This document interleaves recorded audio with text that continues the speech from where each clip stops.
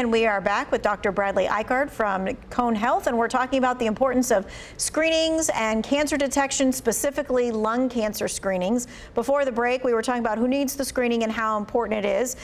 So I know that a lot of tests, because we're kind of used to going to the doctor and we've got tests that have like dyes, or we're not allowed to eat or drink before. This is not the case with a lung cancer screening. That's correct. Lung cancer screening is non-invasive. So there's no dyes, no injections, that patients can eat and drink normally before the appointment, and it's painless. It takes less than 10 minutes to get done. I know, we're trying to take the barriers away from not getting the screening, for sure. Now, if someone smokes or used to smoke and they're interested in having this screening, where do they start? I would start with their primary care provider. They can go over the criteria to see if they qualify for lung cancer screening. If they don't have a provider, they can always reach out to our lung cancer screening program and numbers that are provided on our website. Okay, because that was going to be my next follow-up question, because sometimes finding a provider has been a little bit difficult over the last year or so. All right, so for some folks concerned about cost, because that is always the next thing, right? We're worried about our health, but then we're like, but what is it going to cost me? Because medical things and screenings and things of that nature can be a cost. So what do you say to that? Yeah, absolutely. Lung cancer screening, like I said, is covered by Medicare and private insurers. So that's very fortunate for us and for the patients to be able to get this health screening done annually. Okay, so, and let's just kind of go back a little bit so that we can be really clear. The screening itself is a CT scan, but there's a screening tool before you ever even get to the CT scan. You might not ever have to get to the CT scan. What is that screening tool again? Those three questions? Yes.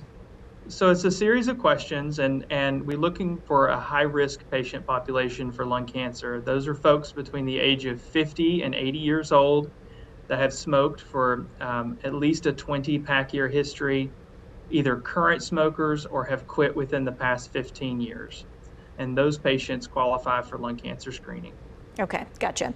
All right, and so, a lot of times when we go to the doctor, I don't want to say that we don't want to be truthful, right? But we're kind of thinking to ourselves, I maybe haven't been eating right, or I haven't been doing this. And there may be kind of that as a barrier with those who have smoked in their lifetime before.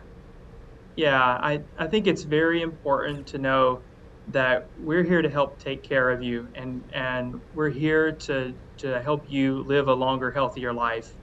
And if we can catch lung cancer screening or lung cancers early by using lung cancer screening, then it's important to be truthful about your smoking history.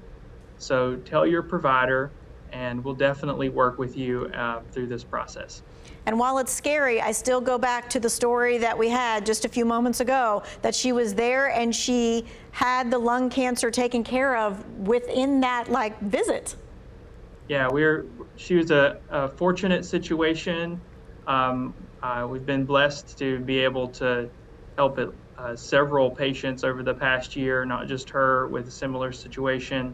So what we want to do is find more patients like her that can get this done all in one day, and hopefully live their life out cancer-free. Yeah, that is what we want. Thank you so much for your time and your expertise. Now, if you missed any of our chat about lung cancer and screenings, what we want you to do is we want you to be able to find it easily. It's going to be in the To Your Wellbeing section, on WFNYnews2.com. We're going to be right back.